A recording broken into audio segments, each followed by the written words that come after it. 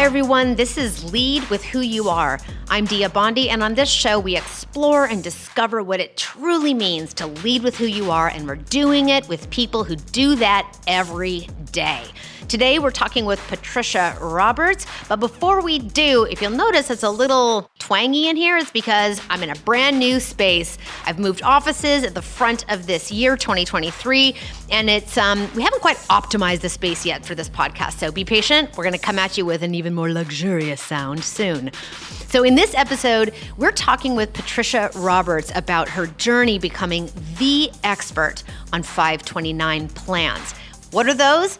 College savings accounts. You'll learn more about them in this episode. And in this episode, you'll get a chance to understand just how impactful even a small college savings account can be on a child in your life. Plus, you'll get a chance to hear Patricia's story on how she established herself as a national expert on financial wellness and what it means to her to lead with who she is.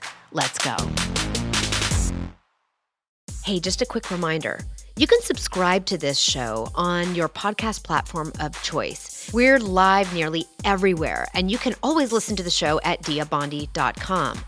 If there's a leader or innovator in your life who is at their shiniest when they lead with who they truly are, please share the show with them and rate, subscribe, and leave us a review. It makes a huge difference in the reach that the show has when you let everyone else know what you love about the show. Thanks so much.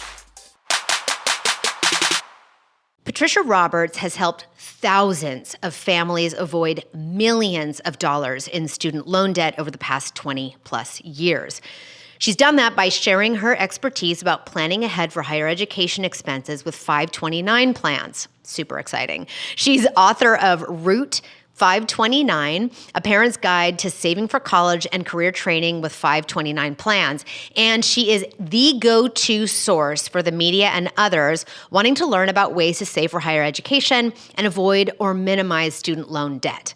She's currently Chief Operating Officer at Gift of College, Inc., where she helps employers reduce employee stress associated with the high cost of higher education by offering education-related financial wellness benefits.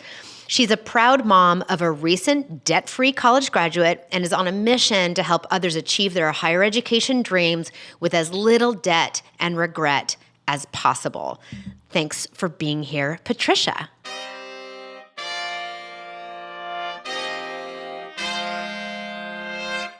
Patricia, I'm so happy to have you with us today. Thank you so much for being on the show. Oh, thank you for having me today, Dia. It's great to be with you. I love how we met. So this, and I'll talk about that in just a second. So this show is called Lead with Who You Are. And when we first met, because we're both activators in formerly CEO, but now Coralist Network, it really stood out to me when you shared your story with me about how, and these are my words, how I remember it, because it's been a couple of months, but your story hit me as sort of like becoming an accidental expert in something that is really important to the world, but also just recognizing your expertise. Like, oh, look, all of a sudden I became this expert, which I thought was such a cool and interesting challenge actually inside of there, which is to like, what does it mean for us to recognize our expertise, claim it, name it and claim it, and then run with it in our lives and in our careers? And I'm having you on the show today to talk about your expertise, being an expert, and your journey taking on that maybe even as, a component of your identity. And to talk about, of course, your book, Route 529, A Parent's Guide to Saving for College and Career Training with 529 Plans, which I can geek out about because I am a 529 mom, so I'm into that. So thank you so much for being with us today. Certainly. I want to start by asking you the question we always ask, which is, who are you, Patricia? Oh boy, exciting question. So who am I? As you know, I'm an education savings champion and also a disability savings champion, and I hope we'll have a chance to talk about that. I'm an expert, as you know, on 529 college savings plans. I am a published author and a motivational speaker with a focus on financial well-being. I'm a loving mom. I'm a devoted sister and caregiver to a brother with developmental disabilities. I'm a mentor. I'm an activator with you and other radically generous women, as you know, having invested in women-led and non-binary ventures. I'm a lifetime learner, chief operating officer at Gift of College. And as you've been observing, I am a trusted go-to resource for the media and others wanting to learn about 529 college savings and these disability savings plans. And beyond that, I'm all in. I'm a raiser of awareness, an empowerer of others, and really just hoping to make a big difference in this complicated world of ours. And I think you are. So for folks who are listening, whether they're parents or caregivers or savers for an up and coming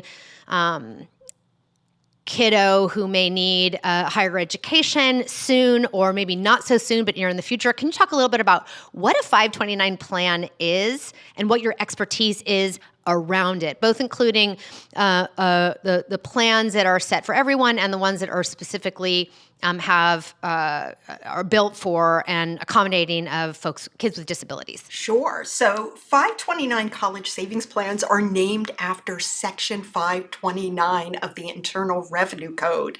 And these are special types of savings and investing vehicles through which individuals can earmark or designate funds for a particular purpose. And what that purpose is with respect to the college savings plans is higher education. What's special about these accounts is that when they grow in value, the earnings on the account are not taxed. We love that part. We We love love that it. part We so love much. it.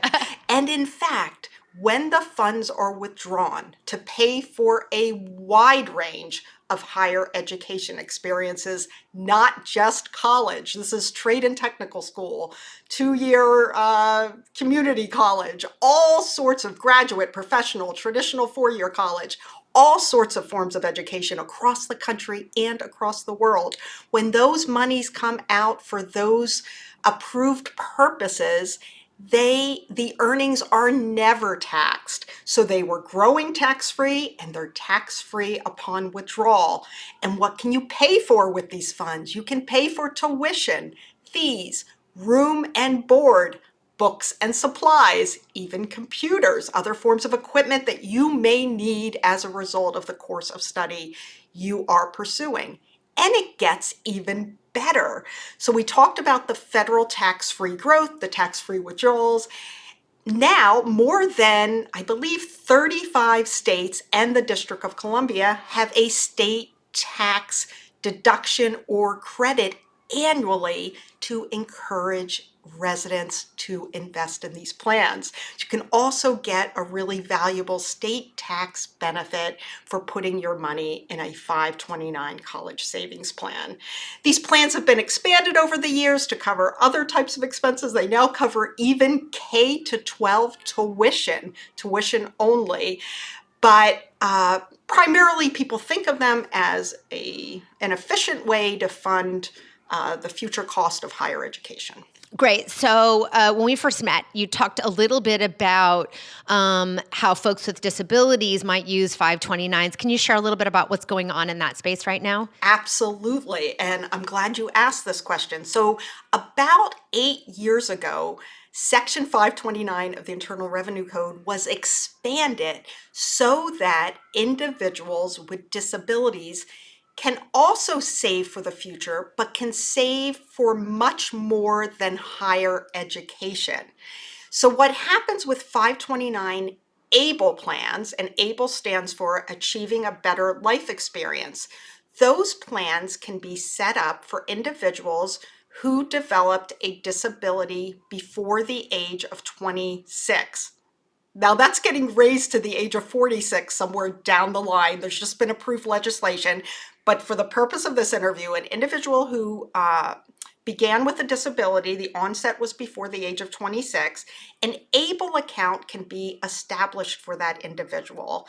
And what's great about it is, as I said, the funds can be used certainly for higher education, but for many forms of assistance that that individual may need. Maybe it's assistive technology, maybe it's a personal assistant, maybe it's some financial counseling, maybe it's housing.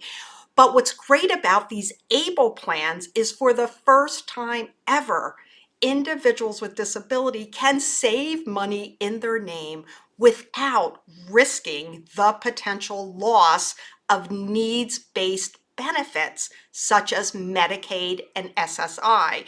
So not all disabled individuals rely on SSI and Medicaid and other forms of assistance that is based on needs, but many do.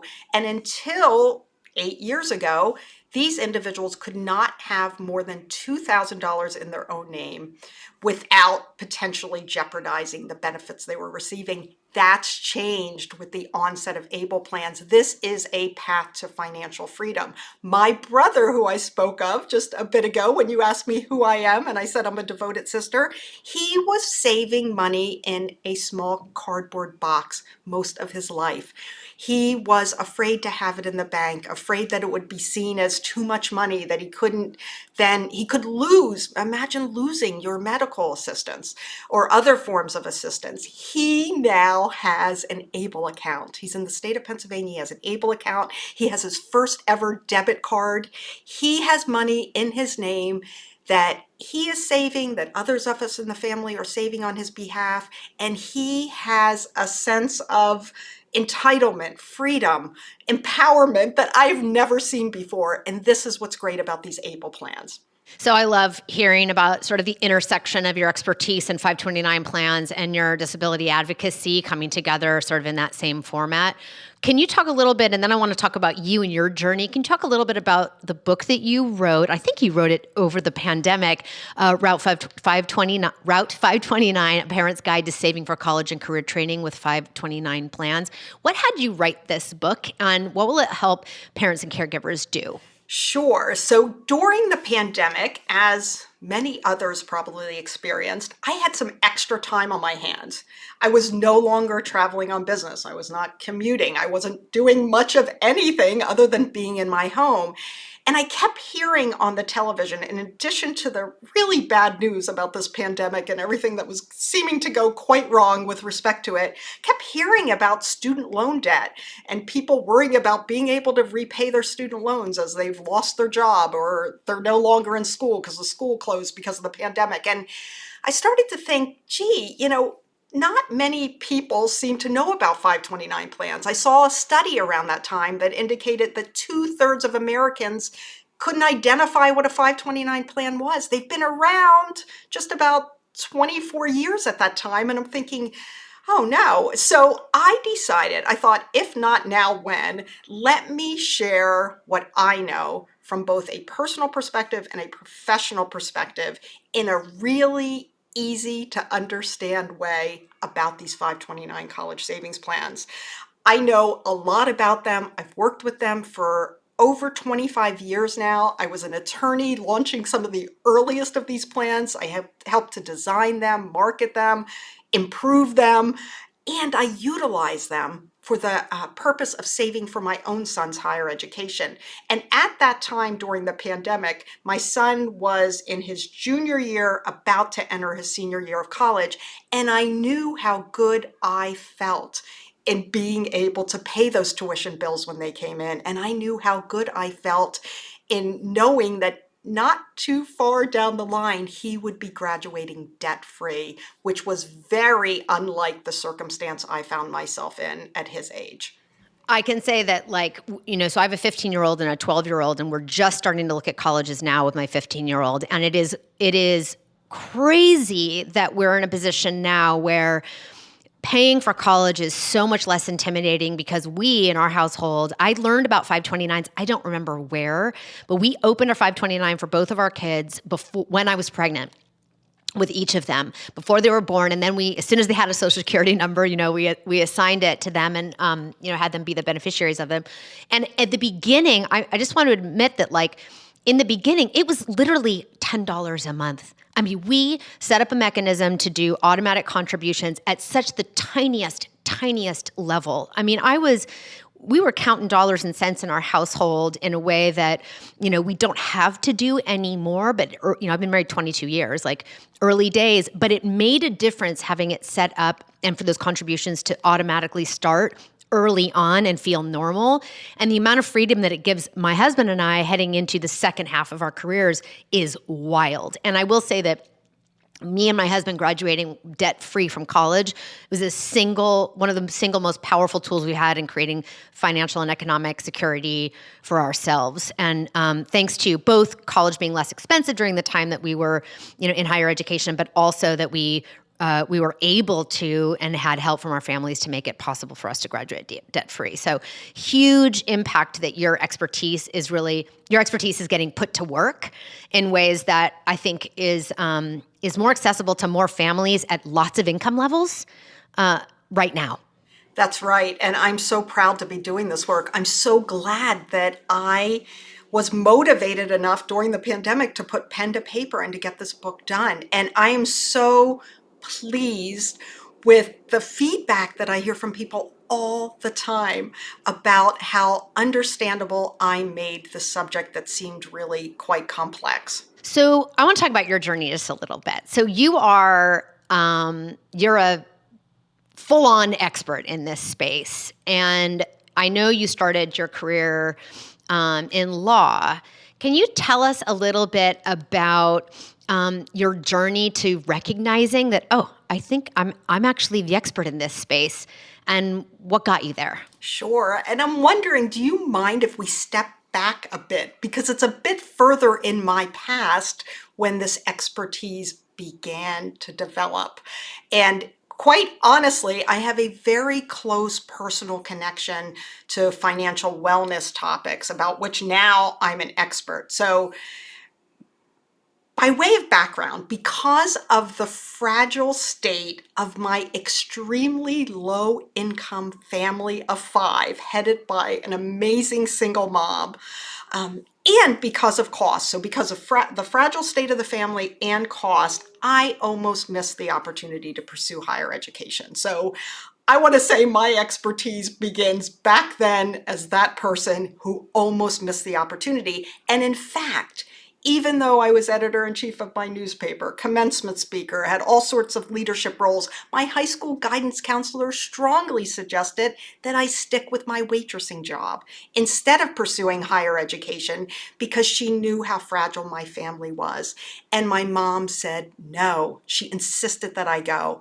So I wound up working multiple jobs and finding a way to send money home. So versus the roommate that was getting the check in the mail, I was doing the reverse, but I made it work. And I did acquire an undergraduate degree, working multiple jobs, and a graduate degree, a law degree, while working full-time. I made it happen, but it almost didn't happen. So I want you to know part of my expertise is in this lived experience. So the challenges of getting my degree, regardless of them, I want you to know that I feel the attainment of higher education is the capital THE reason I was able to lift myself and my family out of that situation in which I grew up. I could not have done it otherwise. So I have the highest regard for higher education, and that's at the foundation of everything I do, is a reminder to myself that I wouldn't be where I was at had I not been able to pursue it, and I know how close I was to not. So then comes my professional expertise. We talked a little bit about the personal connection. So I was an attorney at Citigroup in the late 1990s. And Section 529 had come to the forefront, and investment firms like Citi were interested in getting into the business to manage the assets that families would be saving. They wanted to become a program manager for one of the state or multiple state 529 plans. They needed a lawyer to learn about this and develop some expertise. That was me. And what was great about that particular time was I was pregnant with my son when that request came in. And together with my husband, I was over $100,000 in student loan debt. with no idea how we were going to be able to afford even a bigger apartment to accommodate this child soon to be, or a babysitter, or all the costs associated with it. So this was like real time context for me in terms of developing an expertise in something that I was quickly learning could help families not be in the situation I was in. So it was interesting. Let me jump in here. When the request came in, did you say that, or were you like, I guess it'll be me, and realized later that you were that it was really timely for you? It interested me. Do you remember? I remember being extremely interested in the topic right away. I mean, financial services topics, vary in levels of interest. This interested me because it was relevant. So I was always someone to say yes and to raise my hand for opportunities. I know I was all in with the request, but I don't know if I knew that second, but I quickly realized, wow, this is a good fit for me. And it was just, I don't know, serendipitous that I was able to get an assignment like this and I could develop this expertise and learn about. I don't know how you learned about, you don't remember 529, but with like 65% of Americans today saying they don't know about it, must have been a much higher percentage then, but I had the ability to learn. So from designing and launching some of those earliest plans to then giving birth to my child and coming back from maternity leave and right away saying, I'm doing payroll deduction to this plan. Right now. I don't know how we're going to do it. I don't know what it's going to look like, but this child is not going to grow up with the level of stress that we have had and experienced as students in the past. We're going to save for him. And I think Dia was $25 at a time. And my husband did the same. But it feels really good to have done that. So I've come full circle, designing and launching, then utilizing for this child of mine, and then really then withdrawing the funds to pay for his higher education and knowing exactly how good that felt. So when you went, at what point did you recognize your expertise and take it on and say, like, take it on in a way that, I don't know, that like powered your next level in your career? Do you remember a moment when you recognized, like, oh, that's me. I'm an expert here. It's not that I just had a job or I just understand it or I understood it or I have some advice, but like, I'm actually going to put the cape on that says expert. Yeah, I don't know that I can remember an exact point in time, but I know that I quickly became a leader in nearly every aspect of the 529 college savings arena. I wasn't passively sitting back and watching. I was involved in legislative initiatives, regulatory initiatives, program management, product design, marketing and sales, all sorts of things relating, even if it didn't relate precisely to the role I had at the time. I had moved from Citigroup to Merrill Lynch onto the business side of the 529s after a number of years, and then on to AllianceBernstein, also on the business side. But I know that I quickly became a leader, and I think I did feel like an expert. I knew I was playing a significant role. I knew that my perspective mattered and that I was adding value. I do think that certainly once I wrote this book, no doubt, that expert title, the cape came on. The cape was already there, but maybe it got labeled in some way a little bit. But definitely once I wrote that book, and you mentioned that you've seen me interviewed a lot. Dia, I think I had appeared in over 60 print or digital interviews last year. Now that's not counting TV interviews, podcasts, radio, lunch and learns within corporations. I mean, part of my role is to go into employer settings and encourage employers to consider 529 as a really valuable voluntary benefit for employees and to consider matching to those accounts. So I think there's something really powerful about moments in our careers when we decide to actually take something on and run with it. And it can be the difference, I think, sometimes in staying hidden or being out front. And it's not that anything's really even materially changed about what you're bringing to the table or what you're doing, but just naming and claiming that title that lets us advocate for ourselves a little differently, that lets us, raise our hand a little bit differently. When you've recognized your own expertise and you've embraced that as a, title, it's kind of a weird way to say it. What has that done for you in your career, and how did you kind of answer that call? When I truly recognized that, and again, I'm not quite sure exactly where that was along the way, but it really made me recognize the potential impact of my work. And it created a heightened sense of responsibility in me. Almost so much so, Dia, that I can't stay on the sidelines. I can't hide aspects of my past that could help other people.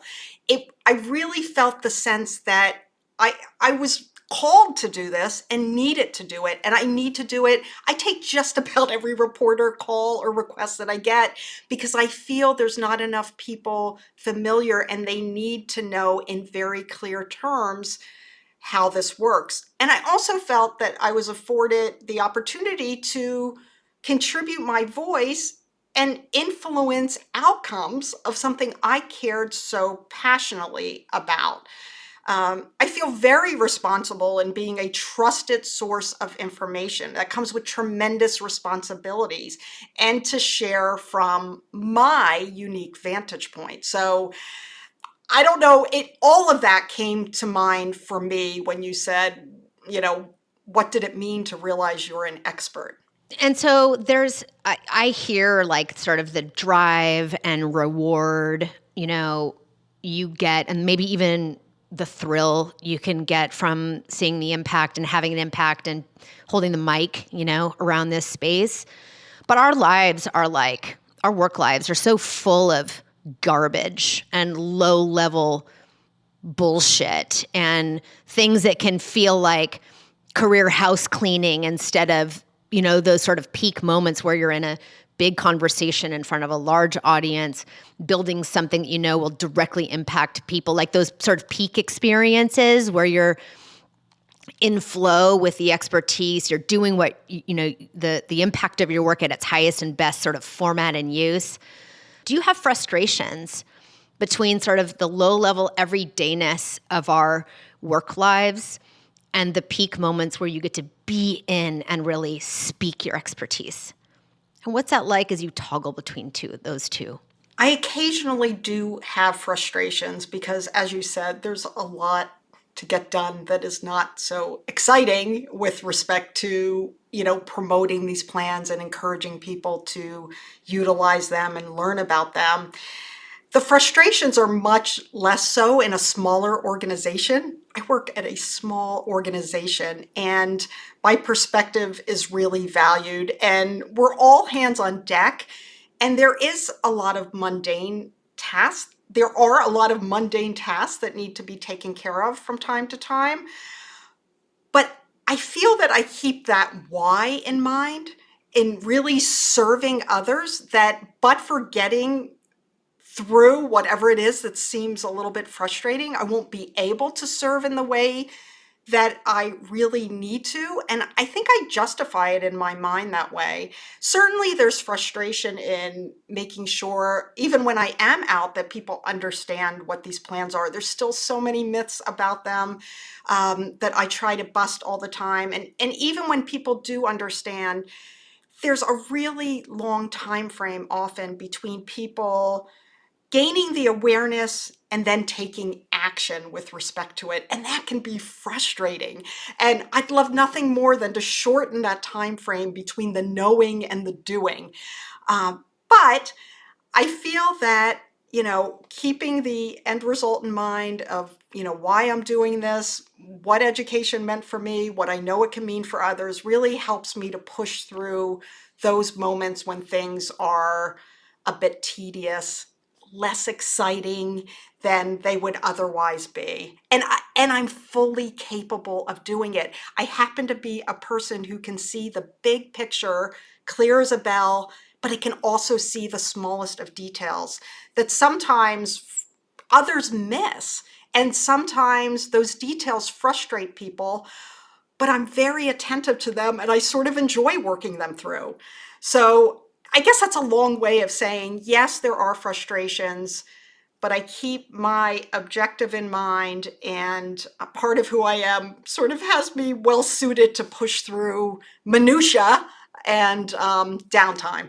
So as you think about, folks maybe who are listening who are earlier in their careers, they haven't been like, this, quite yet.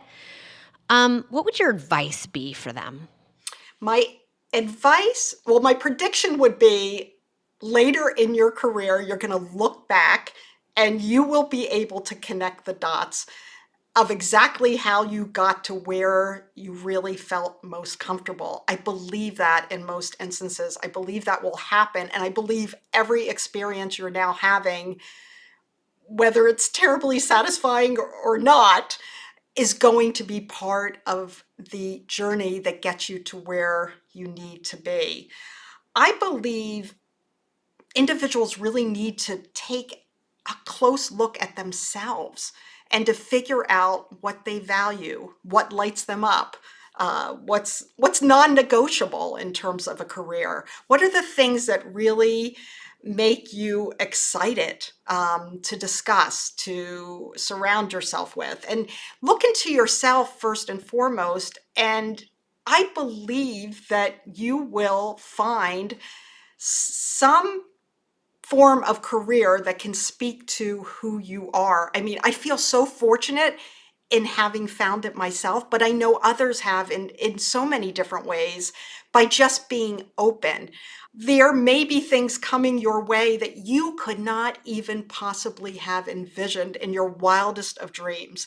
And keeping yourself open would be a really good tip that I have, and not so committed to one particular outcome, because that one particular outcome may not be the best one for you anyway. There may be something else in store, and I bet there is, that you're going to come upon that's going to be just the right fit. But you've got to start by knowing yourself and knowing what's important to you. I love that. I'm right now in the process in my business of developing a new program. And in my early conversation today with somebody I'm collaborating with, I was like recognizing how tightly I was holding on to what it needs to be. And we had a little shift around recognizing that I know what kind of impact I want to have with this new program. I know what the underpinning sort of ideas are, but how it actually shows up, if I hold it a little bit more loosely, there are more possibilities. So there's this always, I feel like this dance between, holding high the goals we have and the impact we have, but then holding also very loosely how that might show up. I love what you point to around too, the idea of like connecting the dots, because there might be something worth naming and claiming that you're just not seeing yet, that connecting some dots will help you see, to look back, even if you're just a handful of years into your career, to look back and go, what have I learned so far? And what does that sum up to? And is that something I want more of? Or do I need to continue to find dots that can be part of the connection as we go forward? Yeah, that's right. That's right. And I'd say do an assessment on yourself. Look back at your life. It doesn't even have to be during your career. What were the things that made you happiest? What were the things that you accomplished that meant so much to you? What did you enjoy the most? You're going to start seeing themes throughout that. When I look back at my life, I can just see it's sort of all along the same lines. I didn't know it at the time, but you may just see that, and survey those who know you well. Ask them, if they were CEO of an organization, what's the first thing they think to have you do in that organization? Or where do they see your blind spots? Or what are your strengths? What do they see that's unique to you? Because when we talk about leading with who you are, there are aspects of you that no one else has. And sometimes you can't see them yourself. So taking a look back at things you've accomplished and enjoyed, and then also asking others, I think could be a really valuable exercise to get you along your way closer to what may be a little bit more satisfying. So you've established yourself as an expert in this space even before you wrote this book, incredibly accomplished, having massive amounts of impact. You're, walking the walk while you do all the talking. And I'm just really curious, what is, where do you go next with all of this? What does the level up look like for you? Where I go next, I think, is where I am, but more impactfully. I am in the workplace right now, and I hope some of your listeners are individuals who are also in the workplace and may have a perspective on this. I feel so strongly that employers should be providing support around financial wellness to employees. They've done it for years around retirement, many have. I think it is critical that they bring into the workplace education on these 529 plans, education on these ABLE plans for those in the workplace who have future students in their life, who are adult learners themselves, who may be disabled themselves, who may, like me, have a loved one who's disabled. Bringing information to people that they don't have and supporting them with respect to it, ideally matching contributions, even a one-time match a year into a 529 college savings account or an ABLE account, can really go a long way in helping employees to feel cared about and to feel you're invested in them and what's important to them. And I think that I'm really looking forward to an even greater impact in the workplace. I get invited in all the time to give presentations on this topic. That's a wonderful start. I sometimes have employers adopting our payroll deduction platform where employees can contribute to any 529 college savings or ABLE plan. And sometimes I have employers taking the gift cards that my company offers, which can be a contribution to any 529 account, and they give them to every employee who expands the size of their family through birth, adoption, or otherwise. They give a copy of my book and an initial contribution to a 529 plan. I love that. And I want to see more of all of this. And why do I want to see it? I think this is wonderfully supportive of diversity, equity, and inclusion. It is certainly with the disability inclusion is an important part of that, and educating on issues around disability, I think, is essential. And then you may or may not know, Dia, but it is women who hold 2/3 of the student loan debt. It is women, Blacks, and members of the LGBTQ plus community who have the hardest time repaying student loan debt. And I think, you talked about the value of coming out of college without debt. You were able to start taking some adult steps that were important. Maybe you were able to start saving for retirement and maybe purchasing a home someday. People who are so encumbered by this debt can't get to the next level. And then they're creating intergenerational, not wealth, debt. Because if they haven't had their own debt paid off, they're not saving for retirement, they're not saving for their own children. So I want to make certain that I make an even greater impact with employers because I think it's the greatest opportunity. It's one to many. Certainly my book is direct to consumer, and a lot of the news articles that I do and other ways that I'm featured can get to people one by one. But I feel through the workplace, it's one to many, and you can get to many different types of people. And I think that is really impactful. And I hope the work I've done in New York City, I helped design and launch a program through which every public school kindergartner is getting seed money for a 529 account. I see that's happening. I think there's 65,000 kindergartners now, 97% participation rate. I hope that some of that work that I've done in the past, not only in New York City, but elsewhere, will be replicated in other parts of the country. I think that's a great way because children in low-income households are 3 times more likely to go to college, 4 times more likely to complete that education when they learn that someone is saving for them to pursue higher education. It doesn't even matter the amount. The research, and I can share it with you later, is $500 or less. Even $500 or less, when a child learns that someone believes in them and is saving for their future, they start envisioning themselves on that path. And I think that's incredibly impactful. So I'd love to do even more work around that as well. How would you answer this? For you, what does it mean to lead with who you are? It means that I start with an understanding of who I am and an acceptance of who I am, and that I show up in a vulnerable and very true state. And what it means is I share elements of my past that may or may not be as comfortable to share, my background with poverty and things like that, to help people relate to me, see my authenticity, and be able to perhaps be inspired by it. And I feel doing that gives others courage to do the same. Beautiful. Where can people find you and what can they do with you, Patricia? Well, if you're in an employment setting, you can have me in to talk to your employees about 529 plans and to encourage you as an employer to help them in that regard and with the ABLE plans as well. Where can people find me? I'm Patricia at giftofcollege.com, Patricia at giftofcollege.com. If they wanted to send an email, I'm extremely active on LinkedIn, as is Dia Bondi. You can find me there, Patricia Gift of College. My book is on Amazon, Route 529, and I'm also on Instagram and Facebook at Route, R-O-U-T-E, 529 Mom. That's where I can be found, and I'd be delighted to connect with anyone on any of these subjects. I think they are so important, and I so appreciate your highlighting them, Dia, by having me on today. Thank you so much, Patricia. It was a blast hearing your story. Thank you. Lead with Who You Are is a production of Dia Bondi Communications, scored, mixed, and produced by Arthur Leon Adams III, and executive produced by Mandy Miranda. You can reach out to us at hello@diabondi.com or leave us a voicemail at 341-333-2997.